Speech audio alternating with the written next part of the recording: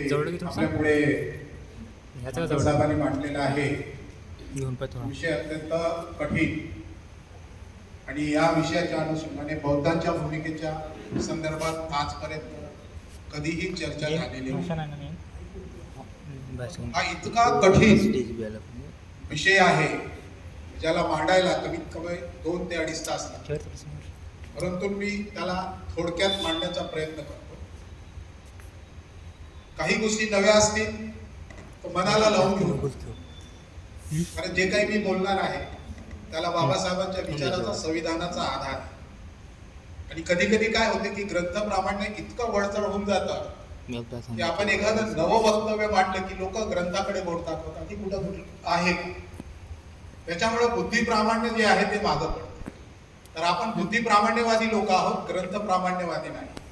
जे ग्रंथ प्रामाण्यवादी असतात ते मागे पडतात. त्याच्यामुळे बुद्धिवाद हा आपल्या विचाराचा बेस असला आणि कायदा उत्क्रांत होतो असं आपण जेव्हा म्हणतो, बाबासाहेबांनी जेव्हा असं म्हटलं की कायदा उत्क्रांत होतो, तर त्या उत्क्रांतीच्या दिशेने आम्ही विचार केला पाहिजे. मग आपण आता विचार करू आपल्या विषयाचा की जातनिहाय जनगणना हा जो विषय आहे, हा विषय भारतामध्ये कधी सुरू झाला? हा विषय रिप्ले पासून सुरू झाला 1872 पासून. नंतर 1881 मध्ये जनगणना सुरू झाली आणि आज देशामध्ये 16वी जनगणना आहे, दर 10 वर्षांना होणारी. स्वातंत्र्य मिळाल्याच्या नंतर ही 8वी जनगणना. आता या जनगणनेचे मुद्दे काय आहेत? तर भारतीय संविधानाप्रमाणे समाज व्यवस्था 3 भागामध्ये बाबासाहेबांनी विभागलेली आहे. 3 भागामध्ये म्हणजे कशी विभागली? तर याचा आधार घेऊ आपण संविधानाचा. संविधानामध्ये आर्टिकल 340 आहे, संविधानामध्ये आर्टिकल 341 आहे, 342 आहे. या 3 आर्टिकल प्रमाणे समाज व्यवस्था आपल्याला भारताची बाबासाहेबांनी कायद्याने बांधलेली दिसते. ती व्यवस्था कशी आहे? तर 340 आर्टिकल प्रमाणे सोशल एज्युकेशनल बॅकवर्ड क्लास याचा शोध घ्यायचा आणि 1931 मध्ये हटननी जनगणना केल्याप्रमाणे शेड्यूल कास्ट आर्टिकल 341 प्रमाणे ज्या अमानवीय जाती आहेत, ज्यांच्याशी जातीच्या नावाने अमानवीय व्यवहार होतो, अशा जाती, कुठल्याही जाती नाही, कुठल्या जाती? ज्या जातींची अमानवीय व्यवहार होतो अशा जाती ज्या आर्टिकल 341 मध्ये मोडतात आणि ज्या कम्युनिटी किंवा कस्टमर आधारित असलेला समूह आहे ज्याला आपण ट्रायबल म्हणतो. तर संविधानामध्ये या आधारावरती त्यांचे सामाजिक, सांस्कृतिक, शैक्षणिक, आर्थिक, राजकीय सर्व प्रकारचे हक्क आणि अधिकार बाबासाहेबांनी अधोरेखित केलेले आहेत. बाबासाहेब आंबेडकरांनी 1919 मध्ये साऊथ पूर्व कमिशनच्या पुढे जे वक्तव्य केलं, त्या वक्तव्यामधून आणि गोलमेज परिषदेपर्यंत त्यांनी घेतलेल्या भूमिकेमधून या देशातल्या डिप्रेस वर्गाला बाबासाहेब आंबेडकरांनी कास्ट म्हणून प्रोजेक्ट केलेलं नाही. लक्षात घ्या, जाती व्यवस्था अंताची लढाई बाबासाहेब आंबेडकर लढत असताना 1916 मध्येच त्यांनी स्पष्ट केलं. कोलंबिया युनिव्हर्सिटीचा जो प्रबंध त्यांचा सादर झालेला आहे त्यामध्ये स्पष्ट केलेलं आहे त्यांनी की जाती या अत्यंत भयानक आहेत आणि या जाती नष्ट झाल्या पाहिजे, कारण एक एक जात एक एक राष्ट्र आहे आणि एकेका जातीला असं वाटते की आमचं राष्ट्र उद्ध्वस्त होऊ नये म्हणून ते जातीने सुरक्षित राहतात. आणि म्हणून बाबासाहेबांनी म्हटलं की जात हा बंदिस्त वर्ग आहे आणि तो नष्ट केल्याशिवाय समाज आणि राष्ट्र उभं होऊ शकत नाही. ही स्ट्रॅटेजी वापरून बाबासाहेब आंबेडकरांनी अनटचेबल जो समाज आहे याला डिप्रेस क्लासची बाबासाहेब आंबेडकरांनी ओळख दिली. ही डिप्रेस क्लासची ओळख तुम्हाला मिळू नये म्हणून गांधी विरोधात केली. आम्हाला माहित आहे पुणे करार झाला. पुणे कराराचं बेसिक काय आहे? गांधींनी रॅन्से मॅकडोनलला जे पत्र पाठवलं त्या पत्रामध्ये गांधीजी असे म्हणतात की हा जो वर्ग आहे, अस्पृश्य वर्ग, हा हिंदू धर्माचा भाग आहे आणि आम्ही आमच्या प्राणांची आहुती देऊनही हा वर्ग हिंदू धर्मापासून वेगळा होऊ देणार नाही. आणि तुम्हाला माहित आहे की ते उपोषणाला बसले आणि मग संयुक्त का जो करार झाला, पुणे करार.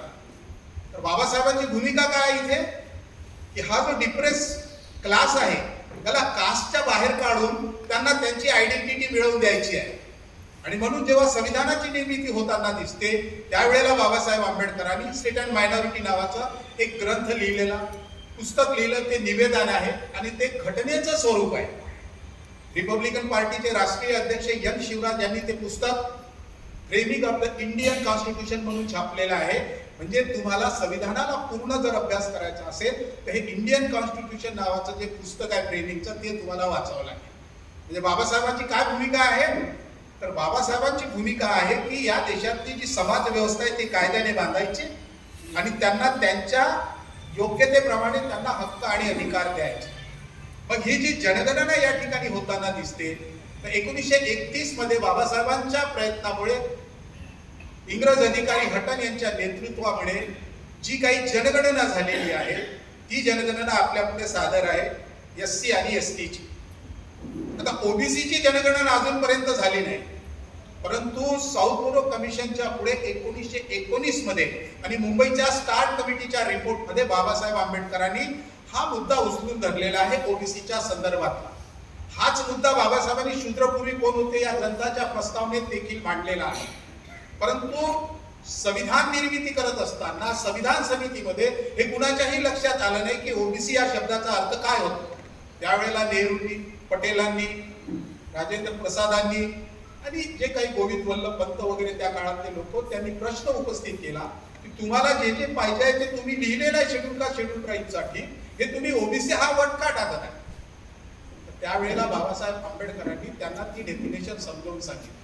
माझं असं मत आहे की ती डेफिनेशन आजही आंबेडकरी चळवळीला, बौद्ध समाजाला समजली नाही आणि म्हणून जनगणना काय महत्व आहे आपल्या दृष्टीनं ते आपल्याला कळलेलं नाही.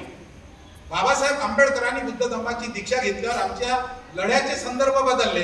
ते संदर्भ आम्हाला लक्षात येत नाही. त्याचे कारणच असं आहे की आम्ही संविधानाचा बारकाईने अभ्यासच केलेला.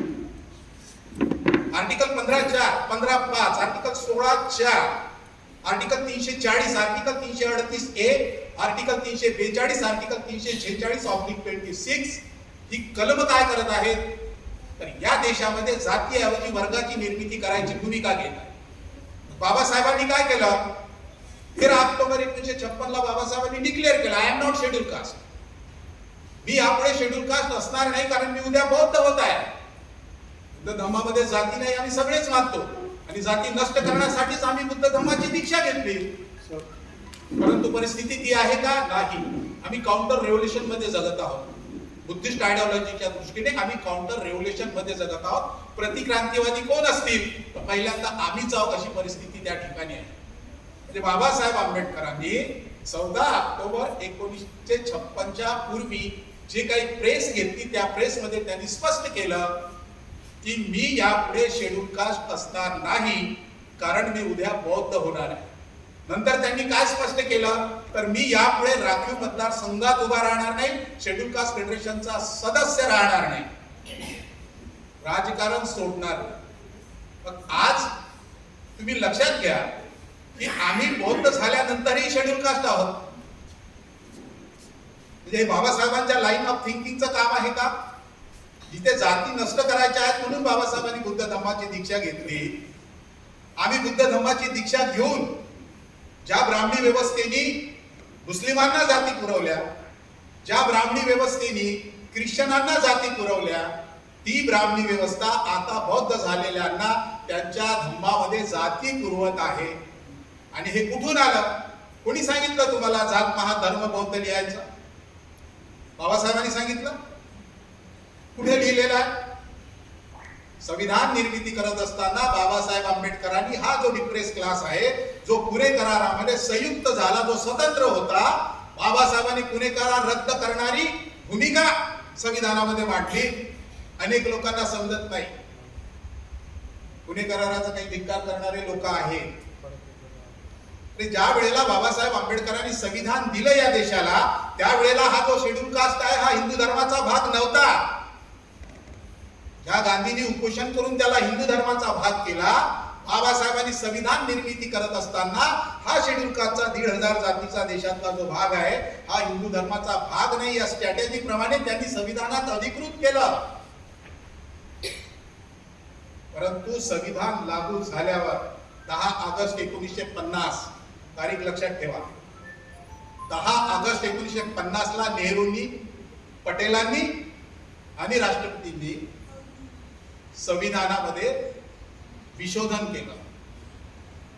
काय विशोधन केलं की हा जो शेड्यूल कास्ट आहे, जो संविधानाप्रमाणे बाहेर आहे, तो हिंदू धर्माचा अधिकृत भाग आहे. काय केलं त्यांनी? एका क्षणामध्ये शेड्यूल कास्टला बाबासाहेबांनी जो बाहेर ठेवलेला होता, तो शेड्यूल कास्टचा वर्ग बाबासाहेब आंबेडकरांनी बाहेर ठेवलेला, तो एका दुरुस्तीने, एका विशोधनाने 10 ऑगस्ट 1950 ला तो हिंदू धर्माचा भाग केला आणि हिंदू धर्माची संख्या वाढली. बाबासाहेब हयात होते ते पाहत आहेत. बाबासाहेबांची टाइम्स ऑफ इंडियाला एक लेख लिहिलेला आहे, 7 प्रिन्सिपल्स त्याच्यामध्ये त्यांनी मांडलेले आहेत. त्यावेळेला बाबासाहेबांची काय स्ट्रॅटेजी आहे की बाबासाहेबांच्या पुढे हे सगळं शेड्यूल कास्टच्या संदर्भात होत असताना बाबासाहेब काय भूमिका घेत आहेत? बाबासाहेबांची ही भूमिका आहे की I am not schedule caste, मी यापुढे शेड्यूल कास्ट असणारच नाही. 2 वर्ष जर जगलो तर 5 कोटी बौद्ध मी या देशामध्ये दाखवून देईन. ही कशासाठी भूमिका मांडली? 6 कोटी म्हटलं का 10 कोटी म्हटलं का 4 कोटी म्हटलं? 5 कोटी म्हटलं. कशासाठी म्हटलं त्यांनी? तर या देशामध्ये त्यावेळेला 5 कोटी लोकसंख्या होते. 37-38 कोटी लोकांमध्ये 5 कोटी शेड्यूल कास्ट होते. या सगळ्या लोकांना बाबासाहेब उद्दिष्ट करणार होते, म्हणजे शेड्यूल कास्टच ठेवणार नव्हते. आज या देशामध्ये किती आहेत शेड्यूल कास्ट? येणाऱ्या जनगणनेच्या रिपोर्ट प्रमाणे शेड्यूल कास्ट किती असणार आहेत? 40 ते 41 कोटी असणार आहेत. मग याच्यापैकी जर महाराष्ट्रातले 65 लाख बौद्ध सोडले तर देशात शेड्यूल कास्ट कोण आहेत? तर हिंदू आहेत. मग आम्ही जर शेड्यूल कास्टची मुवमेंट चालवत आहोत तर कोणाची मुवमेंट चालवतो? अप्रत्यक्षपणे हिंदूंची मुवमेंट चालवतो. बाबासाहेब तर म्हणतात की आता माझा नवा जन्म झालेला आहे, आम्ही हिंदू धर्माचा त्याग केलेला आहे. मग बाबासाहेब आंबेडकरांची स्ट्रॅटेजी काय इथे? तर आम्हाला बाबासाहेब आंबेडकरांच्या या वक्तव्यांमधून, त्यांच्या कृतीमधून या गोष्टी आम्हाला शोधून काढाव्या लागतील, वेचाव्या लागतील आणि त्याचं एकत्रीकरण करून आपल्याला त्याची भूमिका मांडावी. म्हणून बाबासाहेबांच्या पुढे 10 ऑगस्ट 1950 ला संविधानामध्ये विशोधन होत असताना बाबासाहेबांनी त्याची प्रतिक्रिया दिली नाही. उलट बाबासाहेब आंबेडकरांनी 53 आणि 54 मध्ये रंगूनमध्ये बोलताना सांगितलं की 2च वर्ष जर मी जगलो तर हे सगळे लोक मी 5 कोटी बौद्ध दाखवून देईन. म्हणजे त्यांच्या त्या लोकसंख्येच्या तुलनेमध्ये आज देशामध्ये 25 ते 30 कोटी लोक बुद्धिस्ट असायला हवे होते, म्हणजे हिंदू राष्ट्र झालं नसतं. त्या संविधानावर गदा आली नसती. परंतु आम्ही त्या भूमिकेकडे लक्ष दिलं नाही. आम्ही जाती जगवणाऱ्या मुवमेंट चालवल्या, जाती नष्ट करणाऱ्या, जाती निर्मूलनाच्या मुवमेंट आम्ही चालवल्या नाही. त्याचे परिणाम आम्हाला भोगावे लागतील. माझा अंदाज आहे की 1931 पर्यंत देशात बौद्ध नावाची व्यक्ती फार कमी असेल किंवा असणार नाही. कारण ज्या पद्धतीनं दर 10 वर्षाच्या नंतर होणाऱ्या जनगणनेचे जे रिपोर्ट येतात आयोगाचे, ते रिपोर्ट आम्हाला सांगतात. काय सांगतात ते रिपोर्ट? की बौद्धांचं प्रमाण दर 10 वर्षाने कमी कमी होताना दिसत आहे. 61च्या जनगणनेमध्ये महाराष्ट्राची ही स्थिती होती की बौद्धांचं प्रमाण इतकं वाढलं की शेड्यूल कास्टचं प्रमाण 4.45% आलं. मग काय षडयंत्र केलं आमच्या सोबत 1961च्या रिपोर्टच्या नंतर? की हे बौद्ध हिंदू धर्म कक्षाच्या बाहेर जात आहेत, शेड्यूल कास्टचं प्रमाण कमी होत आहे, याचा अर्थ हिंदूंचं प्रमाण कमी होत आहे. मग नेमकी भूमिका काय घेतली पाहिजे?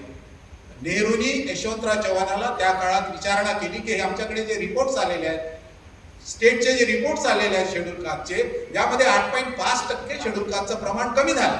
हे कसं कमी झालं?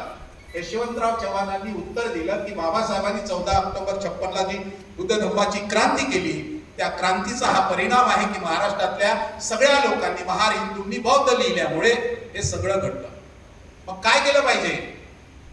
तर संविधानामध्ये तरतूद नसताना, संविधानामध्ये कायदा न करता एक अध्यादेश महाराष्ट्रामध्ये निघाला की जे बौद्ध आहेत त्यांना शेड्यूल कास्टचं रिझर्वेशन द्या. तुम्ही विचारा, कायद्याच्या कुठल्याही तज्ञ माणसाला विचारा, बौद्ध हा शेड्यूल कास्ट असू शकत नाही. आणि कितीही तुम्ही सत्ता आणा आणि काही करा, बौद्ध शेड्यूल कास्ट होऊ शकत नाही. कारण शेड्यूल कास्टची जी यादी बनते ती जातीची बनते आणि बौद्ध हा शब्द धर्म या अर्थाने त्या ठिकाणी आलेला आहे, कास्ट या अर्थाने आलेला नाही. आणि म्हणून महाराष्ट्रामध्ये जे आम्हाला रिझर्वेशन मिळालं ते रिझर्वेशन इल्लीगल आम्हाला महाराष्ट्रात मिळाले. त्याने कसं दिलं गेलं ते? पी.डी. देशमुख नावाच्या एका व्यक्तीच्या नेतृत्वामध्ये 61 मध्ये यशवंतराव चव्हाणांनी नेहरूंच्या शिफारशीवरून एक आयोग बसवला आणि या आयोगाने शिफारस केली की शेड्यूल कास्टच्या सवलती बौद्धांना देता येतात, म्हणून यांना प्लस करा आणि हे 4.5 आणि हे काही 8 काही जे ठरलेले आहेत यांना पूर्ण आकडा तयार करून शेड्यूल कास्टचं प्रमाण द्या. म्हणून महाराष्ट्रामध्ये 13% रिझर्वेशन आणि केंद्रात 15% रिझर्वेशन तुम्हाला मिळते. परंतु त्याच वेळेची परिस्थिती अशी आहे की गोविंद वल्लभ पंत या व्यक्तीने त्यावेळेला एक अध्याय काढला केंद्रामधून,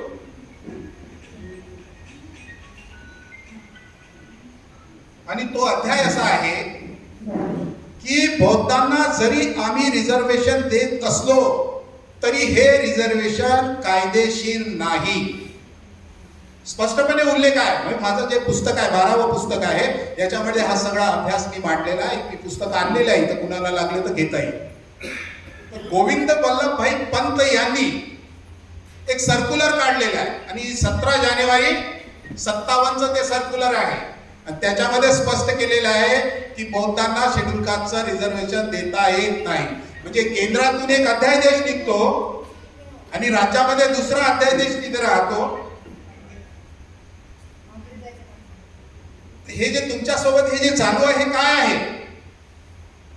बाबासाहेबांची जी धम्मक्रांती आहे ही धम्मक्रांती त्यांना नष्ट करायची आणि हिंदू राष्ट्राला वाचवायचा आणि संयुक्त मतदारसंघ जे पुणे कराराने आणलेले आहे त्याला प्रोटेक्ट करायचं आहे. कारण बाबासाहेबांनी 1947 मध्ये संविधान समितीचे जरी ते अध्यक्ष होते तर तो ते इतका वेगळा इतिहास आहे की इंग्लंडच्या पार्लमेंटमध्ये ठराव झालेला आहे की जर या देशाला स्वातंत्र्य हवं असेल तर डॉक्टर आंबेडकर घटना समितीमध्ये असले पाहिजे तरच आम्ही या देशाला स्वातंत्र्य देऊ. आणि 15 जुलै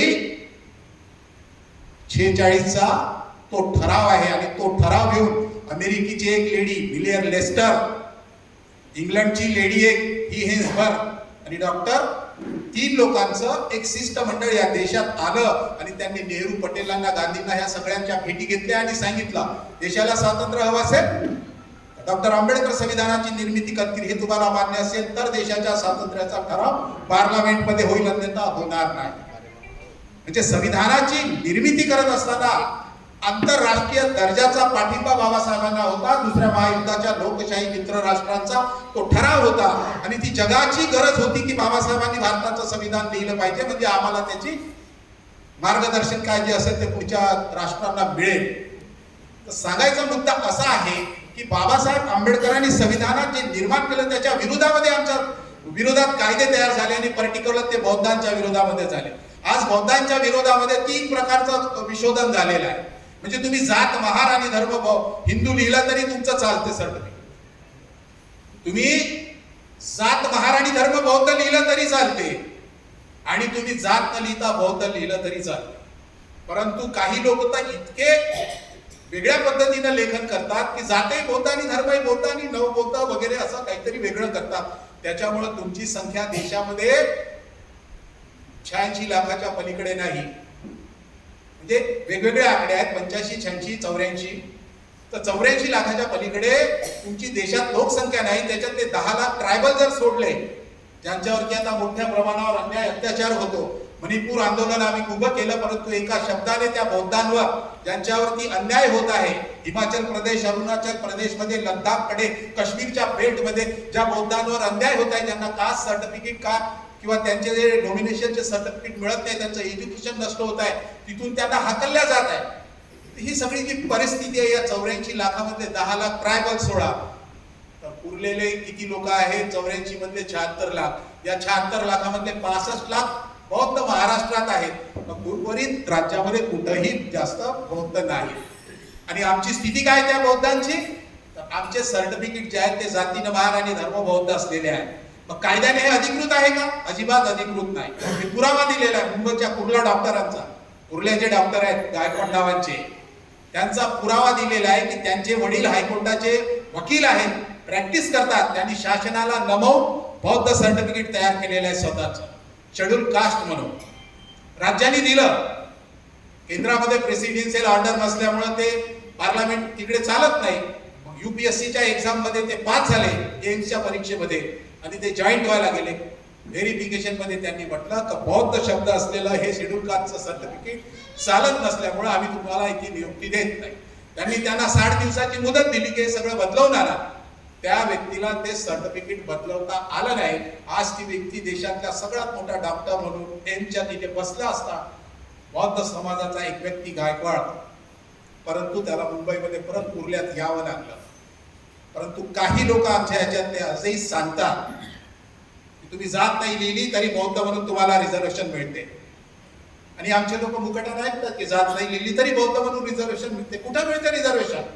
कुठल्या आर्टिकल प्रमाणे मिळते विचारा ना त्यांना. आणि इतक्या मोठी गर्दी करता तुम्ही, इतक्या मोठ्या ताकदीनं ते लोक बोलतात, त्यांचं ऐकता ना तुम्ही. मग विचारा ना त्यांना की बौद्धांना रिझर्वेशन मिळते तर कसं मिळते. मी तर पुरावा दिलेला आहे की बौद्धांना रिझर्वेशन मिळत नाही.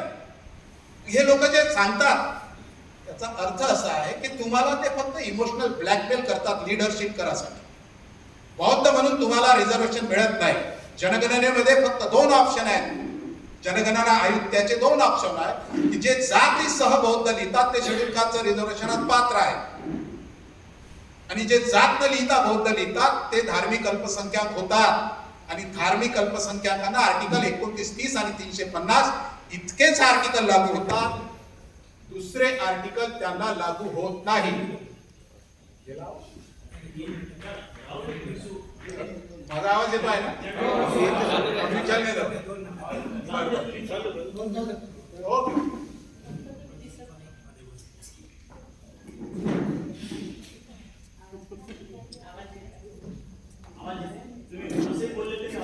आवाज येते ना? माईक बंद आहे. चलो ठीक आहे.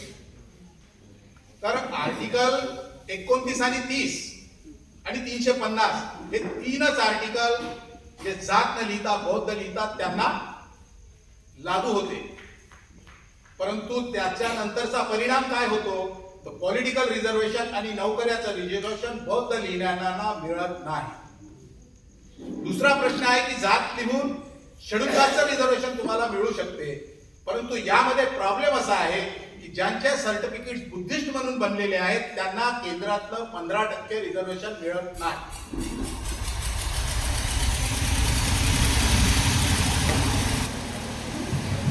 मग हे 15% रिझर्वेशन तुम्हाला मिळत नाही, लक्षात घ्या.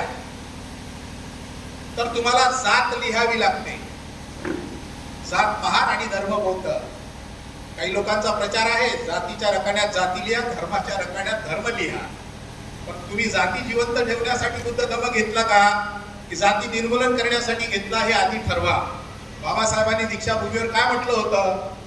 सवलती मिळतात म्हणून आम्ही आयुष्यभर अस्पृश्य महार राहायचं का? सवलती मिळतात म्हणून ब्राह्मण अस्पृश्य महार होतील का? हे प्रतिप्रश्न करताना बाबासाहेबांनी पत्रकारांना प्रश्न केला. कारण बाबासाहेबांना माहित होत नाही, त्यांच्या पोतळीत भरलेल्या आहे बौद्धांच्या सवलती काय, त्यांच्या पोटाच्या खिशात आहेत. त्यांनी सांगितलं की सर्वसामान्य नागरिकांना ज्या सवलती मिळतात त्या सवलती बौद्धांना मी मिळवून देईन. आता हे नेमकं आम्हाला समजलं नाही की सर्वसाधारण नागरिकांना सवलती मिळतात हे बाबासाहेबांनी त्या दिवशी दीक्षाभूमीवर सांगितलं असताना आम्हाला समजलं नाही की ह्या सवलती कुठे आहेत. मी त्याचा अभ्यास केला. मला असं वाटते की बाबाच्या पोटाच्या खिशात असणाऱ्या सवलती म्हणजे या ओबीसीला मिळणाऱ्या सवलती आहेत. परंतु ओबीसी या शब्दाची जी व्याख्या करण्यात आली ती आंबेडकरी चळवळीमध्ये अत्यंत चुकीच्या पद्धतीनं केल्या गेली. तुम्ही संविधानाचा परत अभ्यास करा. इकडनं गेल्यावर तुम्ही संविधानाचा परत अभ्यास करा आणि ओबीसी मधून जे जे रिझर्वेशनच्या आर्टिकल्स आहेत त्या आर्टिकलची व्याख्या तुम्ही शोधून काढा. ओबीसी या शब्दाचा अर्थ आर्टिकल 15(4) आणि 15(5) मध्ये काय दिलेला आहे संविधानात? Any social educational backward class of citizen. म्हणजे या देशातला जो एज्युकेशनल समूह आहे किंवा व्यक्ती आहे किंवा नागरिक आहे त्याला ओबीसी ही डेफिनेशन लागू होते. आम्ही त्याची व्याख्या काय केली आंबेडकरी चळवळीने? तेलीवाडी, कुंडी, धनगर, लोहार, सुतार, पौष्टिक, कुमार, बौद्ध, मुस्लिम, ख्रिश्चन, शीख 85% म्हणजे ओबीसी. आता माझा इथे एक प्रश्न असा आहे की 26 जानेवारी 1950 ला या देशात संविधान लागू झालं. संविधान लागू झाल्यावर 27 सप्टेंबर 1951 मध्ये बाबासाहेबांनी आर्टिकल 340 प्रमाणे या देशामध्ये एनी सोशल एज्युकेशनल बॅकवर्ड क्लासचा शोध घेतला जात नाही म्हणून राजीनामा दिला. इथून मंडल आयोग लागू होईपर्यंत संविधानामध्ये कुठंतरी तेली माळी कुणबी असा जातीचा उल्लेख आहे का? ज्याप्रमाणे शेड्यूल कास्ट आणि शेड्यूल ट्राईबची यादी आहे त्याप्रमाणे ओबीसीची यादी अस्तित्वात आहे का? नाही. मग आम्ही कशी काय डेफिनेशन केली की तेली माळी कुणबी म्हणजे ओबीसी होते? आणि कुणी सांगितलं तुम्हाला की जातीच्या आधारावरती आरक्षण मिळते? बाबासाहेब आंबेडकरांची विचारधारा ही जातीला प्रोटेक्ट करणारी नाही. बाबासाहेब आंबेडकरांनी या देशातल्या प्रत्येक नागरिकाला अधिकार दिलेला आहे. 17 नोव्हेंबर 1951 मध्ये कॉन्स्टिट्यूशन मध्ये पहिली जी दुरुस्ती झाली ते एका ब्राह्मण मुलीसाठी केली बाबासाहेबांनी. चंपक राजन, दोराई राजन जे मद्रासची केस आहे, तुम्ही नेहमी कधी कधी त्याचा एखाद्या ठिकाणी उल्लेख होतो, चंपकम दोराई राजन केस. ही जी मुलगी आहे मेडिकलला तिला ऍडमिशन हवी होती आणि रिझर्वेशनच्या कोट्यामुळे तिला ऍडमिशन न मिळाल्यामुळे तिने फंडामेंटल राईट्स माझं नष्ट होत आहे म्हणून कोर्टामध्ये केस टाकली आणि तिच्या फंडामेंटल राईटचा प्रोटेक्ट करण्यासाठी, त्याला सुरक्षा देण्यासाठी बाबासाहेबांनी 17 मे 1951 ला पहिली दुरुस्ती केली. आणि न्यायालयाने जो रिझल्ट दिलेला होता की रिझर्वेशन रद्द, एका बाजूला रिझर्वेशन वाचवलं, नाही तर तेव्हाच गेलं होतं रिझर्वेशन, आणि दुसऱ्या बाजूला फंडामेंटल राईट्स वाचवला देशातल्या नागरिकांचा. म्हणून मंडल आयोगाची जर यादी वाचली तुम्ही, त्याचा जर अभ्यास केला, 3743 जातीचा बारकाईने अभ्यास केला, ब्राह्मणांच्या जातींना रिझर्वेशन, राजपुतांच्या जातींना रिझर्वेशन आहे, क्षत्रियांना रिझर्वेशन आहे, बनियांना रिझर्वेशन आहे. मी तुम्हाला नाव वाचून दाखवतो, यादी वाचून दाखवतो. थिगरा ब्राह्मण, पतित ब्राह्मण, वाल्मिकी ब्राह्मण, किरवंत ब्राह्मण, कुडकडे ब्राह्मण, जोशी ब्राह्मण, किती ब्राह्मणांची नावं वाचून दाखवतो. हा जो किरवंत ब्राह्मण आहे ना, मनुस्मृतीप्रमाणे सोशल आणि एज्युकेशनल बॅकवर्ड क्लास आहे म्हणून तो ओबीसी म्हणून मंडल आयोगामध्ये आलेला आहे. इथे जातीचा उल्लेख केला असता, जातीला रिझर्वेशन असतं तर महाराष्ट्रामध्ये मराठ्यांना रिझर्वेशन मिळालं असतं. पण मराठ्यांना रिझर्वेशन मिळू शकत नाही.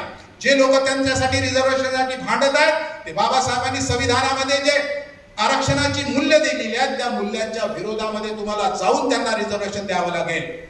कारण मंडल आयोगाच्या रिपोर्टमध्ये स्पष्ट दिलेलं आहे की महाराष्ट्रातल्या मराठ्यांना रिझर्वेशन देता येत नाही, कारण तो सोशल आणि एज्युकेशनल बॅकवर्ड क्लास वर्गामध्ये बसत. तो शैक्षणिक दृष्ट्या प्रगत आहे, तो सामाजिक दृष्ट्या प्रगत आहे, तो सत्तेमध्ये सगळ्या गोष्टी त्याच्याकडे आहे.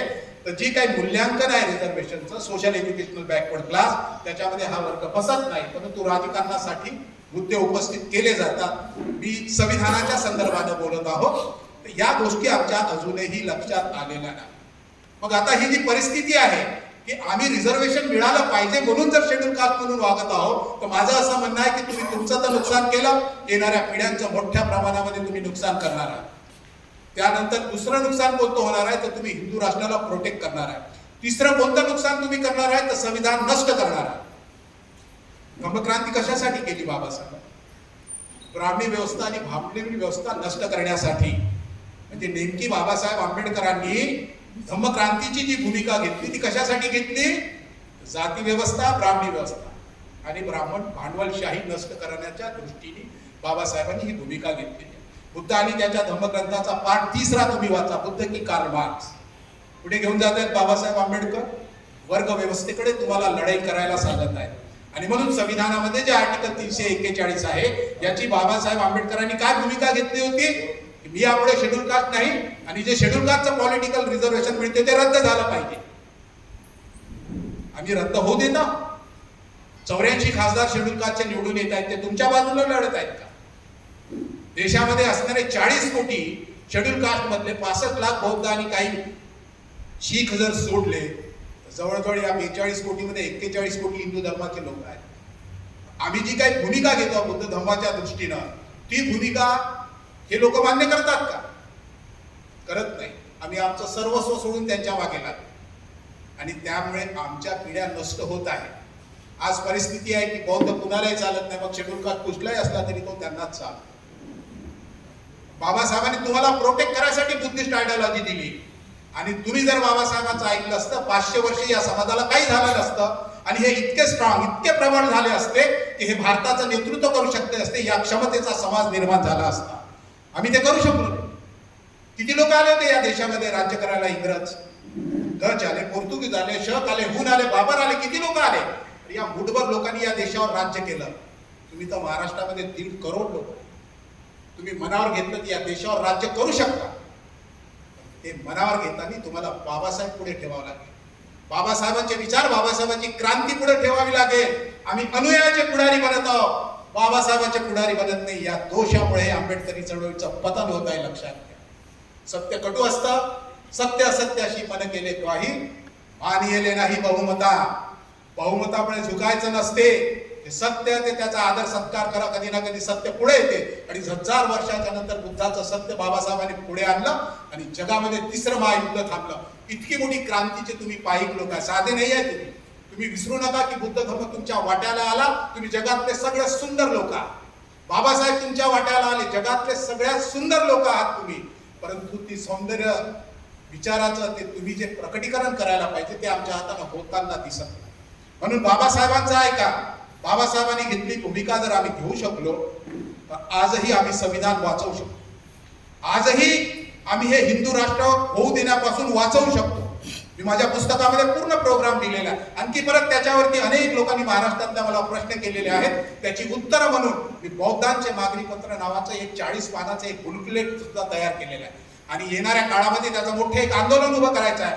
आणि त्या 10 मागण्या राष्ट्रपतीला, राजेंद्र प्रसादाला, आपल्या राष्ट्रपतीला आणि प्राईम मिनिस्टरला आणि महाराष्ट्राच्या मुख्यमंत्र्याला आपल्याला त्या द्यायच्या आहेत. त्या मागण्या म्हणजे कसं आहे की बौद्धांना एक आंदोलन उभं करता येते आणि त्यांच्या काही मागण्या असू शकतात, हे स्वप्नही पडत नाही आम्हाला. आम्ही फक्त काय बौद्धगयाच्या विहाराच्या संदर्भाने भूमिका घेतल्या आणि त्या काळामध्ये आमच्या नेत्यांनी बौद्धांना सवलत मिळाली पाहिजे इतक्या भूमिका घेतल्या. पण त्यांच्या त्या भूमिका सवलतीच्या चुकीच्या होत्या आणि म्हणून त्या चुकीच्या भूमिका असल्यामुळे आज आम्ही ते भोगतो. बाबासाहेबांनी जे सांगितलं ते केलं नाही त्यांनी आणि आताही येणाऱ्या पिढ्या त्या करताना दिसत नाही. हळूहळू काय होईल की 31 मध्ये या देशामध्ये बौद्ध असणार नाही आणि आमच्या मुलाबाळांचे सर्टिफिकेट जातीनं महार आणि धर्म हिंदू या पद्धतीनं असणार आहे. म्हणून एक नवी भूमिका, नवी स्ट्रॅटेजी घ्या, हिम्मत करा. तुम्ही करू शकता. तुमच्याकडे बुद्धिवाद आहे. बाबासाहेबांनी बुद्ध आहेत तुमच्याकडे. जगातले सगळ्यात श्रेष्ठ 2 डोळे तुमच्याकडे आहेत. त्या डोळ्याने तुम्ही या क्रांतीकडे बघा. फार लवकर तुम्ही ते करू शकता. आणि फार लवकर का म्हणतो मी? तर संविधानामध्ये तुमच्यासाठी त्याचं प्रयोजन आहे. आता अलीकडे 21 मध्ये वीरेंद्र कुमार समाज कल्याण मंत्री यांनी एक बिल पास केलेलं आहे. कशासाठी? महाराष्ट्रातल्या मराठ्यांना रिझर्वेशन मिळालं पाहिजे, आंध्रमधल्या रेड्डींना मिळालं पाहिजे, राजस्थान मधल्या जाटांना, गुजरात मधल्या पाटीदार समाजाला म्हणजे ब्राह्मणाच्या नंतरची जी सेकंड हायर उच्च कास्ट आहे या जातींना रिझर्वेशन मिळालं पाहिजे. म्हणून त्याचं प्रयोजन त्या ठिकाणी केलं गेलेलं आहे. लक्षात घ्या काय षडयंत्र सुरू आहे संविधानाच्या माध्यमातून बाबासाहेबांच्या विचाराला नष्ट करण्याचं.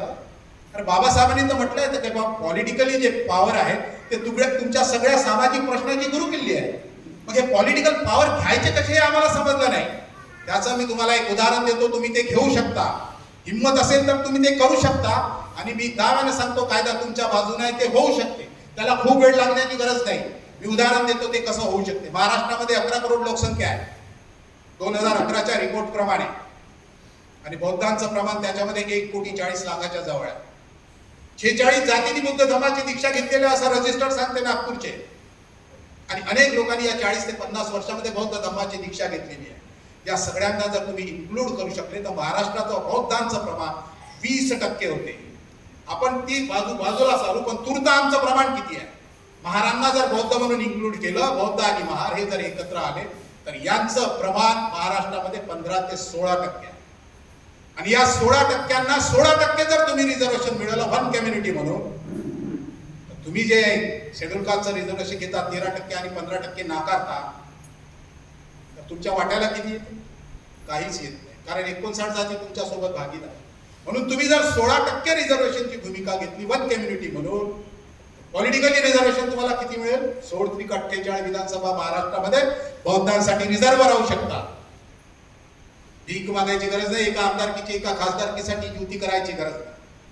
आणि ज्या पुणेकराने आमचं पॉलिटिकल भविष्य नष्ट केलं तो पुणे करार देखील तुम्ही नष्ट करू शकता. म्हणजे काय होऊ शकते की शेड्यूल कास्टचं प्रमाण पॉलिटिकल नष्ट झालं तर ते प्रमाण नष्ट झाल्यावर शेड्यूल कास्टच्या सीट्स नष्ट होते आणि त्या सीट जर कमी झाल्या तर त्या सीट्स लोकसंख्येच्या प्रमाणात बौद्धांना लोकसंख्येच्या प्रतिनिधित्व म्हणून ते मिळेल. करू शकता तुम्ही लढाई? मी लढणार आहे. मला लोक विचारायचे, मी जेव्हा यवतमाळ ते नागपूर आंबेडकर मार्च काढला, जूने साहेब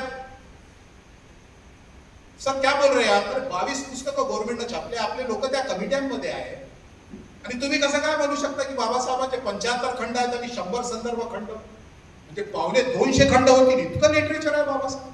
कशावरून तुम्ही म्हणू शकता आपले तज्ज्ञ तिथं कमिट्यात बसले आहेत? मी म्हटलं मला वाटते तसं. पत्रव्यवहाराचा जो भाग आहे, रसेल, बटाव रसेलची पत्रव्यवहार, रुझवेल्टची, चर्चिलची, जगातल्या विद्वानांची बाबासाहेबांचा जो पत्रव्यवहार आहे कुठे छापला गेले, मी त्याच्यावरून अंदाज लावला आणि नंतर मी त्याचा अभ्यास केला, त्याच्यावर एक बुकलेट लिहिली, त्याच्यानंतर दुसरी बुकलेट लिहिली आणि मग तिसरी बुकलेट लिहिली की आंबेडकर मार्च कशासाठी. आणि पृथ्वीराज चव्हाण मुख्यमंत्री असताना यवतमाळ नागपूर पायी चालत 8 दिवस त्यांना मी डेपोटेशन दिलं आणि पुरावे दिले. आज पुस्तकं काही निघत आहे. आम्ही जे पुस्तकं रद्द करा म्हटलं, 22वा खंड वगैरे चित्राचा, तो त्यांनी रद्द केलं. म्हणजे आपल्याला असं वाटते की बा आपण एखादी नवी गोष्ट मांडली की ते अशक्य गोष्ट. मी म्हणतो शक्य गोष्ट आहे, तुम्ही ते करू शकता. महाराष्ट्राच्या प्रमाणाप्रमाणे तुमचं प्रमाण 16% आहे. तुम्हाला लढाई उभी करावी लागेल, दुसरा पर्याय नाही. तुम्ही म्हणाल की आम्हाला मिळालं पाहिजे, ते मिळणार नाही. एका पिढीला लढावं लागते तर ते दुसऱ्या पिढीला मिळते. दुसरी पिढी जर लढणार नसेल तर त्यात येणाऱ्या पिढीचे मूलभूत अधिकार नष्ट होतात आणि आज ती परिस्थिती आहे की आम्ही लढाई संपवलेली. बाबासाहेबांनी म्हणलं एज्युकेट, एज्युकेट अँड ऑर्गनाइज. तुम्ही एज्युकेट म्हणजे तुम्ही बुद्धिस्ट बुद्धत्व आहे तुमच्यामध्ये. शिकवायचं आहे तुम्हाला लोकांना, शिका, संघटित व्हा नाही म्हटलं Babasaheb. Educate, educate and organise. शिकवा म्हणजे तुम्ही प्रबुद्ध आहात, तुम्हाला आता ते शिकवायचं आहे. एज्युकेट म्हणजे चेतवा त्यांना, ते नॉलेज द्या धम्मासारखं, आणि ऑर्गनाइज संघासारखं त्यांना एकत्र करा, युनाइट. आम्ही ह्या गोष्टी करत नाही. जर ह्या गोष्टी करू शकलो तर लढाई जिंकू शकतो आपण. महाराष्ट्रामध्ये इतकं प्रमाण आहे आमचं वालन, त्यातल्या त्यात विदर्भामध्ये, की आम्ही जरी विदर्भातल्या लोकांनी ठरवलं तर आम्ही देशाला नाही जगाला नेतृत्व देऊ शकतो. पण आम्ही दिल्ली मुंबईच्या नेत्यांकडे पाहतो. गल्लीतही क्रांती होऊ शकते हे आमच्या डोक्यातही बसत नाही, आणि कोणीतरी ते करत आहे त्याच्याकडे दुर्लक्ष आम्ही करतो, त्याच्याकडे पाहत. जसं मी ठरवलं, मी अनेक लोकांना सांगतो, पुष्कळ दिवसापासून माझ्या डोक्यामध्ये आहे की आपण ही लढाई उभी केली पाहिजे. हीच गोष्ट मी मानकर साहेबांना सांगितली, त्यांना वाटलं विषय गंभीर आहे, आपण चर्चेला घेऊ. असा प्रतिसाद मिळत गेला. आणि मी असं नाही म्हणत की मी जे सांगतो ते सगळंच बरोबर आहे, मी जे सांगतो ते सगळं बरोबर आहे असं नाही म्हणत, पण हा लढ्याचा प्रारंभ आहे आणि तो योग्य प्रारंभ आहे असं मी म्हणतो. कारण आम्हाला जाती नष्ट करायच्या आहेत, ही आमची दिशा निश्चित आहे. आम्हाला भारत बुद्धमय करायचा ही आमची दिशा निश्चित आहे. आणि संविधानाला जाती नष्ट करून वर्ग व्यवस्था उभी करायची आहे. म्हणजे आर्टिकल 25, आर्टिकल 341 आणि त्या संदर्भात येणारे जेवढे आर्टिकल आहेत संविधानामध्ये ते हळूहळू आम्हाला निरस्त करायचे आहे. तुम्ही म्हणाल ही कशी गोष्ट घेत, तुम्ही फंडामेंटल राईट नष्ट करता का? आमचा वाला धर्म स्वातंत्र्य नष्ट करता का? अरे बाबासाहेब आंबेडकरांनी डायरेक्टिव्ह प्रिन्सिपल मध्ये स्पष्ट केलेले आहे, युनिफॉर्म सिव्हिल कोड लावा. मी वाचाच खंड 14 भाग 1 आणि 2 हिंदू कोड बिलावरती चर्चा आहे बाबासाहेबांची. बाबासाहेब म्हणतात हिंदू कोड बिल जे आहे हा युनिफॉर्म सिव्हिल कोडचा प्रारंभ आहे. ज्या दिवशी पूर्ण हिंदू कोड लागू होईल त्या दिवशी इथे मी युनिफॉर्म सिव्हिल कोड आले. ज्या दिवशी युनिफॉर्म सिव्हिल कोड येईल त्या दिवशी या देशामध्ये धर्म स्वातंत्र्याचा अधिकार नष्ट होऊन जाईल. म्हणजे आम्हाला नेमकी लढाई काय करायची आम्हाला समजत नाही. आम्ही जातीला आणि धर्माला प्रोटेक्ट करणारी भूमिका घेत आहोत आणि मग तुम्ही तर गाव कुसाबाहेरचे अस्पृश्य लोक आहेत, टचेबल लोक, तुम्हाला कोण मांडीला मांडी लावून बसू देणार? जर जाती व्यवस्था समाज व्यवस्था अशी आहे तर बाबासाहेबांनी म्हणूनच म्हटलं का गावकूस सोडा आणि मध्य भागामध्ये. म्हणून माझी अशी भूमिका आहे की आम्ही शेड्यूल कास्टचं रिझर्वेशन सोडलं पाहिजे. सोडलं पाहिजे म्हणजे जोपर्यंत चालू आहे तोपर्यंत घ्या, आंदोलन करायला काय? जर समजा आता उद्या आपण कलेक्टरकडे एक मोर्चा घेऊन गेलो की बौद्धांची स्वतंत्र जनगणना करा, no caste no religion. Buddha आणि त्याच्या धम्मग्रंथाचं शीर्षक काय सांगते? अरे आंग्ल भाषेमध्ये लिहिलेला ग्रंथ आहे ना तो. तिथे रिलिजन हा शब्द यायला पाहिजे धम्माच्या जागेवर. बाबासाहेबांनी आंग्ल भाषा का नाकारली तिथे? त्यांना जो सेन्स अभिप्रेत आहे धम्माचा तो रिलिजन मध्ये दिसत. म्हणजे युरोपियन भाषेमधला रिलिजन आणि संस्कृत भाषेमधला धर्म या दोनही संज्ञा बाबासाहेबांनी नाकारल्या आणि धम्म त्या ठिकाणी त्यांनी प्रयुक्त केले. म्हणजे मग बौद्ध हे धर्म आणि धम्म याचं प्रकरण जर चौथा आम्ही बुद्धांनी त्याच्या धम्मग्रंथातलं वाचलं तर लक्षात येते. What is the purpose of religions and what is the purpose of Dhamma, what is the differ of religions and what is the differ of Dhamma. हे जर आम्ही समजू शकलो तर आम्हाला बुद्धिझम समजायला सोपं जाईल आणि मग आम्हाला लढाई लढायला सोपं जाईल की नो कास्ट नो रिलिजन अशी जनगणना झाली पाहिजे आणि ते होऊ शकते. दक्षिण भारतामध्ये तामिळनाडूमध्ये त्या काळामध्ये मोठ्या प्रमाणामध्ये त्या काळातले अयोध्यिथास असतील, पी लक्ष्मी नरसो असतील, ज्यांच्या पुस्तकाचा बाबासाहेबांनी अनुवाद केलं, या लोकांनी मोठ्या प्रमाणामध्ये त्या काळामध्ये लढाई करण्याचा प्रयत्न केला. बाबासाहेब असते तर त्यांनी निश्चितच ही भूमिका घेतली असती. कारण आम्ही फक्त 6 डिसेंबर 56 पर्यंतचे बाबासाहेब पाहतो. आम्ही जर थोडं इमॅजिन केलं तर 57 मध्ये बाबासाहेब असते, 58, 60, 70, 75 पर्यंत जर बाबासाहेब असते तर त्यांनी काय भूमिका घेतली असती, काय अंदाज लावला असता आपण. आम्ही ते करत नाही. आम्हाला वाटते बाबासाहेबांचं विधान नाही आहे. बाबासाहेब आंबेडकरांच्याच विचारावरती आपल्याला बेस उभा करता येतो आणि एक नवी सिस्टम, नवा भारत आम्हाला घडवता येतो. त्याच्यामध्ये आम्ही 10,000 जातींना निस्तरायचं काम केलं. आता बौद्धांनी एक नवी भूमिका घेतली पाहिजे असं मला वाटते. ती भूमिका काय आहे की ब्राह्मणी कल्चरनी या देशात ज्या 10,000 जाती केल्या त्या जातीला एकत्र करण्याचं, त्याचं प्रबोधन करण्याचं काम गेली अनेक वर्ष बहुजन या कन्सेप्ट करण्याचा आम्ही प्रयत्न करत आहोत. परंतु माझं असं म्हणणं आहे की आता तुम्ही 60 वर्ष घालवले, एनर्जी घालवली, पैसा घालवला, आता तुम्ही देशातल्या 8 ते 10 जातीसाठी काम करा. बघा कशी लवकर क्रांती होते. म्हणजे महाराष्ट्रातला महार, देशात विभागलेला महाराष्ट्र 3 करोडच्या जवळ आहे. तुम्ही जर यांना एकत्र केलं, बौद्ध केलं तर हे 3% हिंदू धर्म कमी करू शकतात. महाराप्रमाणे म्हणजे बौद्धांप्रमाणे आंध्र प्रदेशातले नाला समाजाचे लोक, पंजाब मधले जाटव, यूपी मधले चांभार, बिहार मधले पासी, तामिळनाडू कर्नाटकामधले होली, केरळ मधले पुलियार, हा जो समाज आहे हा बुद्धालाही मानतो आणि बाबासाहेबाला मानतो. जर आम्ही यांना एकत्र करू शकलो तर या 40 कोटी शेड्यूल कास्ट पैकी आम्ही 25 ते 30 कोटी शेड्यूल कास्ट बौद्ध करू शकतो. आणि हे 25 ते 30 कोटी शेड्यूल कास्ट ज्या दिवशी बौद्ध होतील, या देशामध्ये 65 लोकसभा मतदारसंघ कमीत कमी शेड्यूल कास्टचे रद्द होतील आणि ते बौद्ध म्हणून तुम्हाला मिळतील. म्हणजे पार्लमेंटमध्ये कोण जाईल? बुद्धिस्ट लोक जातील. ही लढाई तुम्हाला उभी करावी लागेल. मग ही लढाई उभी करायची असेल तर महाराष्ट्रामध्ये तुम्हाला स्वतःचा बेस उभा करावा लागेल आणि तो बेस म्हणजे बुद्धिस्ट आयडियोलॉजी आहे. आणि आम्ही तो जर उभा करू शकलो नाही तर मला दिसत नाही की कोणती लढाई आम्ही करणार आहोत पुढल्या कालखंडामध्ये आणि कशी करणार आहोत आणि कसं येणाऱ्या पिढीचं प्रोटेक्शन. कारण संविधान आमच्या पुढे नष्ट होत आहे आम्हाला दिसत आहे.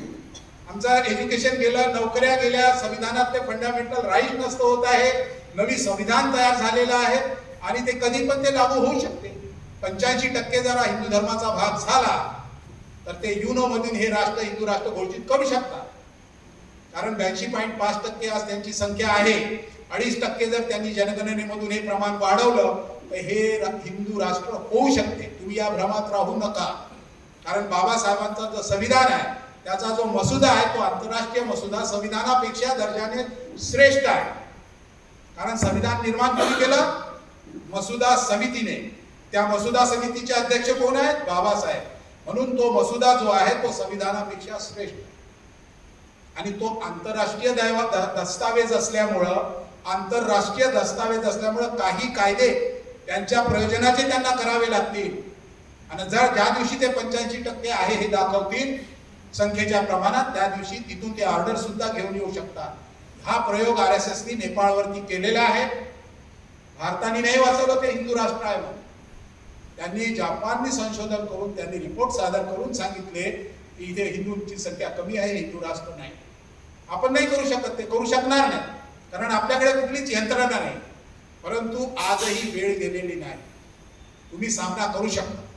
ज्या दिवशी बौद्ध म्हणून तुम्ही पुढे याल, या जगातले सगळे बौद्ध राष्ट्र तुमच्या बाजूने उभे होतील. बाबासाहेबांनी स्पष्ट केलेलं आहे तुमच्या मागे बौद्ध राष्ट्र कसे उभे होऊ शकतात. त्यांनी ब्लूप्रिंट दिलेली आहे, त्यांनी कार्यक्रम दिलेला आहे. परंतु आम्ही बाबासाहेबांच्या डोक्यातला कार्यक्रम अजिबात करत नाही. आम्ही एकत्र बसतो, 4 लोक एक प्रयोग करायचा म्हणून आम्ही एक विषय वगैरे ठेवतो आणि याला बोलावू त्याला बोलावू, कार्यक्रम पत्रिका छापली, त्यालाच आम्ही बाबासाहेबांचा विचार म्हणतो. बाबासाहेब आंबेडकरांच्या विचाराची ब्लूप्रिंट आम्ही कधीही पुढे आणलेली नाही. बाबासाहेब आंबेडकरांना ही जी सिस्टम आहे ही सिस्टम बदलवायची होती आणि ही सिस्टम बदलवणारे कायदे प्रयोजन बाबासाहेबांनी अन्य दस्तावेजामध्ये करून ठेवलेली आहेत. पण माझं आयुष्य चाललं मी पाहतो की त्या दस्तावेजाप्रमाणे कुठलाही आंबेडकरी चळवळीला कार्यक्रम दिला जात नाही आणि त्याचे हे सगळे परिणाम आम्ही भोगत आहोत. एज्युकेशनचं बाबासाहेबांनी दिलं होतं प्रमाण संविधानामध्ये 26 जानेवारी 50 ते 26 जानेवारी 1960 या 10 वर्षाच्या कालखंडामध्ये समान शिक्षा, मोफत शिक्षा आणि सक्तीची शिक्षा या देशातल्या लोकांना मिळाली पाहिजे. हे प्रयोजन होतं. मग आंबेडकरी चळवळीने त्या 10 वर्षामध्ये काय केलं या प्रयोजनासाठी? काहीच केलं नाही. ज्या दिवशी अग्रलेख आला लोकसत्तेला, टाइम्स ऑफ इंडियाला, महाराष्ट्रामध्ये भरभरून अग्रलेख आले की ब्राह्मणापेक्षा बौद्ध समाजाचे लोक एज्युकेशन मध्ये क्रमांकावर पुढे आहे. त्या दिवशी वसंतदादा पाटलाने एज्युकेशनचं खासगीकरण महाराष्ट्रातून सुरू केलं. म्हणजे एज्युकेशन कुठून सुरू झालं? खासगीकरण. त्याचं भगवीकरण कुठून सुरू झालं? तर महाराष्ट्रामधून वसंतदादा पाटलाच्या काळात. त्याचं कारण काय? की बौद्ध लोक सगळ्यात जास्त शिक्षणानं पुढे आहेत, दुसऱ्या क्रमांकावर ब्राह्मण गेले. तिथून सुरू. एका दिवशी कुठली गोष्ट घडत नाही. आणि म्हणून तुम्हाला नव्या पद्धतीनं लढावी करावी लागेल, कारण तुमच्या बाजूनं कुणीही नाही. इथे काय नाव घ्या कोणाचं? इथे आयोगाचे एक अध्यक्ष आले होते SC/ST आयोगाचे. मी चर्चा केली त्यांच्यासाठी. तुम्ही चुकीची मांडणी करत. एनिमल कमिटीचा रिपोर्ट, अल्पसंख्याक आयोगाचा रिपोर्ट आणि मंडल आयोगाच्या रिपोर्ट मध्ये बौद्धांच्या संदर्भाने व्यंग आहे. हे काय म्हणते ते की यांना शेड्यूल कास्टचं रिझर्वेशन दिलं तर चांगली गोष्ट. परंतु 1931 ची डेफिनेशन काय सांगते की शेड्यूल कास्ट कोण? शेड्यूल कास्टच्या रिपोर्टवर 1952 मध्ये पार्लमेंटमध्ये बाबासाहेब काय बोलतात? शेड्यूल कास्ट नाही, मी यापुढे असणार नाही. ते कशासाठी म्हणतात? ते संविधान तज्ञ आहेत, त्यांना माहित आहे की मी शेड्यूल कास्टची यादी कशी तयार केली. कारण त्यांचा अजेंडा आहे जाती नष्ट करण्याचा. आणि हे कुणाला समजलं नाही. मग ते कुठलेही आयोग असो, ते सरकारी आयोग आहेत, ते सरकारच्या मर्जीप्रमाणे रिपोर्ट सादर करतात. म्हणून तुम्ही कुठल्याही कागदपत्रावरती विसंबून राहू नका. तुम्हाला जर या महाराष्ट्रामध्ये सत्ता मिळवायची असेल तर तुम्हाला लढाई उभी करावी लागेल. दुसरा पर्याय नाही. आणि हा पर्याय एकच आहे की जनगणना जी होते ती तुमची चुकीची होते आणि म्हणून जनगणना तुमची नव्या पद्धतीनं, सुधारित पद्धतीनं झाली पाहिजे. ही भूमिका तुम्हाला घ्यावी लागेल. स्नेहा प्रतिमा राज नावाची एक तामिळनाडूची मुलगी 10 वर्ष भांडण करून ऍडव्होकेट असलेली मुलगी, मी पत्रव्यवहार केलाय तिच्यासोबत. त्या मुलीने सरकारशी भांडण करून no caste no religion certificate मिळवलेलं. आम्ही तर महाराष्ट्रात 1.5 करोड लोक, आम्ही मिळवू शकतो ना. आमच्यासाठी बेस आहे. आणि बेस हा आहे की तुम्हाला असं वाटत असेल की बा मी तुम्हाला सांगतो तर रिझर्वेशन केलं नाही, उद्या तुम्ही मोर्चा काढला तर शेड्यूल कास्टचं रिझर्वेशन जाणार नाही. कारण मोर्चाच काढला ना, काय मागणी मंजूर झाली. बरं, जे लोक म्हणतात की शेड्यूल कास्टचं रिझर्वेशन चाललं जाईल, जात नाही, जात जर आम्ही लिहिली नाही तर बौद्धांचं म्हणजे काय म्हणतात शेड्यूल कास्टचं प्रमाण कमी होईल. त्यांना विचारा की 2011 आणि 21 मध्ये येणारे रिपोर्ट जे आहेत शेड्यूल कास्टचे ते 18% आहे. मग रिझर्वेशन तर 13% मिळते. मग संख्या वाढली तर 18% रिझर्वेशन का नाही मिळत? म्हणजे जे लोक असे म्हणतात की बा जर बौद्धांनी जात नाही लिहिली तर शेड्यूल कास्टचं प्रमाण कमी होईल. तर मग आम्ही जर जात नाही लिहिली, शेड्यूल कास्टचं प्रमाण कमी होईल असं जेव्हा म्हणतोय तर आम्ही 1 कोटी नाही ना, 84 लाख आहोत. त्याच्यातही आम्ही ट्रायबल 10 लाख बाजूला केले तर तुम्ही आहे किती? आणि मग तुम्ही समजा बौद्ध लिहिलं तर शेड्यूल कास्टचं प्रमाण कुठे कमी होऊन राहिलं आणि मातंग चामारांचं रिझर्वेशन कुठे कमी होऊन राहिलं इथे? आणि येणाऱ्या जनगणनेमध्ये त्यांचं प्रमाण 18% असणार आहे. मग त्यांचं 18% रिझर्वेशन वाढणार आहे का? इंदिरा गांधीने 1976 मध्ये 42वं विशोधन केलं. विचारा या शेड्यूल कास्टचं रिझर्वेशन कमी होते त्यांना, विचारा त्यांना की बा तुम्ही काय केलं आतापर्यंत. 1976 पासून ते येणाऱ्या 31 पर्यंत 2031 म्हणजे या 60 वर्षाच्या कालखंडामध्ये शेड्यूल कास्टची कितीही संख्या वाढली तरी त्यांचं पॉलिटिकल रिझर्वेशन वाढणार नाही. हा कायदा बनलेला. विचारा यांना मग की बा 60 वर्षापर्यंत कायदा बनलेला आहे शेड्यूल कास्टचं पॉलिटिकल रिझर्वेशन वाढणार नाही. तर मग हे लोक जे बोलत आहेत ते अपप्रचार करत आहेत.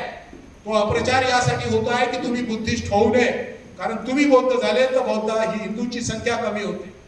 आणि म्हणून तुम्ही इतरांचं ऐकू नका, बाबासाहेबांचं ऐका.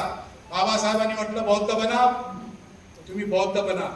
ते बौद्ध तुम्ही बनू शकत नाही कायद्यानं. त्याच्यासाठी तुम्हाला लढाई करावं लागेल आणि तुम्हाला मागणी करावं लागेल की तुम्हाला कशा पद्धतीने बौद्धिस्ट व्हायचं आहे. आणि आम्हाला जसं मी मागण्या तयार केलेल्या आहेत, काही दिवसात 4, 8, 15 दिवसात ती पुस्तिका येईल. माझं असं म्हणणं आहे की बौद्धांनी स्वतंत्रपणे जनगणना झाली पाहिजे यासाठी लढा उभा राहावा. संविधानामध्ये प्रावधान आहे, आपल्याला कुठल्याच अडचणी येणार नाही. आणि आपण हे आंदोलन उभं केलं तर आपल्याला जे उर्वरित शेड्यूल कास्टचं आरक्षण मिळते ते देखील रद्द होणार नाही. कुठल्याही अपप्रचाराला बळी पडू नका. ज्या दिवशी आपण मागणी केलेली मागणी राष्ट्रपती मंजूर करतील, प्राईम मिनिस्टर मंजूर करतील, सीएम मंजूर करतील, त्यानंतर मग आपण आपले दाखले बदलवू शकतो. पण आज आमचा जो दाखला तयार होतो तो 1950च्या आधारावरती होतो. 56 मध्ये आम्ही बौद्ध बनलो, आम्हाला 50चा दाखला कसा मागता, असा एकही प्रश्न या देशातल्या बौद्धांनी सरकारला आजपर्यंत केलेला नाही. केला का आम्ही कधी प्रश्न की आम्ही 56 मध्ये बौद्ध झालो, 1950चे डॉक्युमेंट आम्हाला कशाला मागता? त्या 50च्या डॉक्युमेंटनं तुम्ही सिद्ध करता की तुम्ही जातीनं महार आहे, 37 क्रमांकाचे तुम्ही महार आहे. आणि मग आयुष्यभर तुमच्या मागे ते जात लागलेली असते. आणि बाबासाहेबांना ती जाती नष्ट करायच्या आहे. आणि म्हणून हे मॉडेल उभं करायचं आहे भिक्खू संघासारखं बौद्धांचं आम्ही. जात आणि धर्मविरोध आमची जनगणना झाली पाहिजे, नो कास्ट नो रिलिजन. आणि बौद्धांना जात आणि धर्मविरहित रिझर्वेशन मिळालं पाहिजे. बौद्धांना शेड्यूल कास्टचं नाही, ओबीसीचं रिझर्वेशन आम्हाला पाहिजे. काही लोक असे म्हणतील की मग शेड्यूल कास्टचं रिझर्वेशन जाईल आणि ओबीसी मध्ये तुम्ही भांडण लावा. ओबीसी मध्ये भांडण लावण्याचा प्रश्न नाही. कारण ओबीसीचे जेवढे रिपोर्ट्स आहेत, जे तज्ज्ञ लोक असतील त्यांनी वाचले असतील तर त्यांना माहित आहे की मंडल आयोगाच्या कमिशन पर्यंत, म्हणजे महाराष्ट्राची जरी मंडल आयोगाची तुम्ही यादी तपासली तर 181 क्रमांकावर ऑलरेडी बौद्ध ओबीसी म्हणून आहे. आणि आता जे मी म्हटलं की 21 मध्ये पार्लमेंटमध्ये दुरुस्ती झालेली आहे, त्या दुरुस्तीच्या आधारावरती महाराष्ट्राच्या राज्यपालाला तात्काळ तुमच्यासाठी ऑर्डर काढता येते आणि तुम्हाला 16% रिझर्वेशन मिळू शकते. ही रिझर्वेशन म्हणजे सवलत नाही आहे, हा शब्दच नाही आहे संविधानामध्ये. रिझर्वेशन सवलत, प्रतिनिधित्व हा शब्द आहे. त्या काळामध्ये बाबासाहेबांनी जी लढाई केली ना, हिंदू आणि मुस्लिम हे आपलं प्रतिनिधित्व मागत होते, तर हिंदू राष्ट्र मुस्लिम राष्ट्र सुरू होतं. बाबासाहेबांनी म्हटलं की 3 नेशन आहेत या देशामध्ये, दलित स्थानाची व स्वतंत्र वसाहतीची सुद्धा मी मागणी करू शकतो. आणि म्हणून संविधानामध्ये शब्द आहे रिप्रेझेंटेशन. आणि म्हणून आंबेडकरी चळवळी काय लढाई केली पाहिजे? आपल्या प्रतिनिधित्वाची लढाई केली पाहिजे. हे भीक नाही आहे, या देशातल्या नागरिकांचं प्रतिनिधित्व आहे, त्यांच्या कम्युनिटी प्रमाणे त्यांना मिळालं पाहिजे. हे सगळी प्रावधानं बाबासाहेबांनी केलेली आहेत. तुम्ही त्याच्यासाठी लढा दिला पाहिजे असं मला वाटतं. येणाऱ्या काळामध्ये आपण 8 ते 10 मुद्दे त्यासाठी तयार केलेले आहेत. बौद्धांच्या पाली भाषेला मान्यता मिळाली पाहिजे, हा एक मुद्दा त्याच्यामध्ये आपल्याला इन्क्लूड करायचा आहे. कारण त्याचं असं आहे की महाराष्ट्रामध्ये 1.5% ब्राह्मण आहेत आणि त्यांनी संस्कृत भाषेला मान्यता मिळवली. आणि केंद्र राज्याच्या ठिकाणी तिथे एक कालिदास विद्यापीठ आहे, त्या ठिकाणी रामटेककडे. मग आमच्याकडे तर आम्ही 16%च्या प्रमाणातले लोक आहोत. मग 16%चं आमच्याकडे प्रमाण असताना आम्ही किती विद्यापीठ उभे निर्माण करू शकतो? विभाग वाईज विद्यापीठ निर्माण करू शकतो आणि घराघरामध्ये बुद्ध धम्म आम्ही पाठवू शकतो. परंतु आम्ही पाली भाषेचंच काय, पाली प्रतीकांचं, धम्माच्या प्रतीकांचं देखील आम्ही रक्षण करत नाही. त्याचं एक उदाहरण देतो मी तुम्हाला. तुमच्या खिशामध्ये गांधीचा फोटो असेल आणि गाणे ऐकतो आम्ही, चलनी नोटावर गांधी ते फोटो आहे, तिथं बाबासाहेब असते तर कसा शोभला असता वगैरे. तुम्हाला माहित आहे की गांधीचा फोटो कसा आला? आपल्याला मागणी करायची की गांधीचा फोटो चलनी नोटावरून काढा.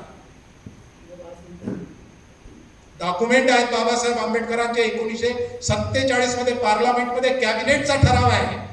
राष्ट्राची राजमुद्रा तुम्हाला बदलवता येत नाही, तिचं अवमूल्यन करता येत नाही. हे जे सम्राट अशोकाची राजमुद्रा आहे, या राजमुद्रेचं अवमूल्यन झालेलं आहे. त्या ठिकाणी गांधीचा फोटो आलेला आहे. आणि हा गांधीचा फोटो लिगली नाही आहे, कायद्याने नाही आहे. आम्हाला दाखवा कुठे आहे तो कायदा संविधानामध्ये. आणि जर संविधानामध्ये तो कायदा नसेल तर तात्काळ हे चलनी वापस घ्या.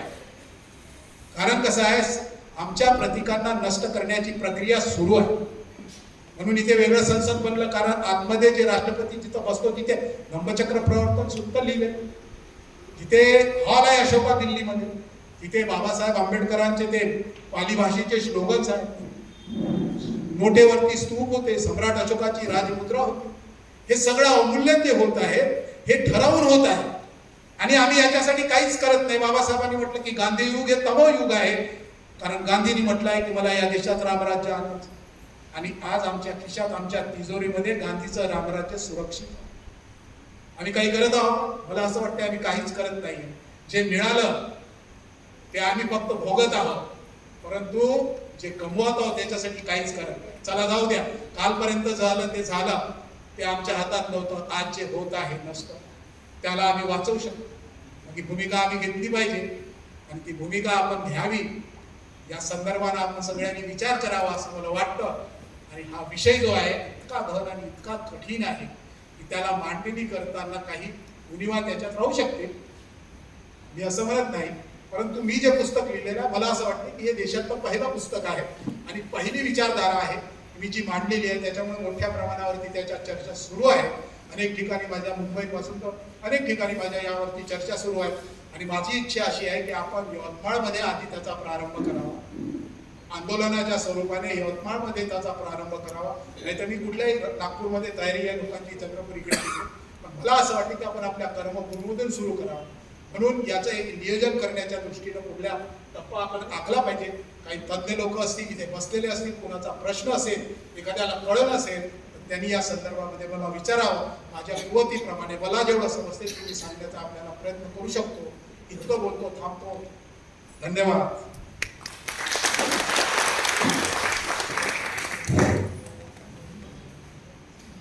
खूप खूप धन्यवाद जोगले साहेब. आपण या ठिकाणी मेत्ताभिषेकी संघ हा कुठलाही राजकीय पक्षशी निगडीत नाही, परंतु सर्व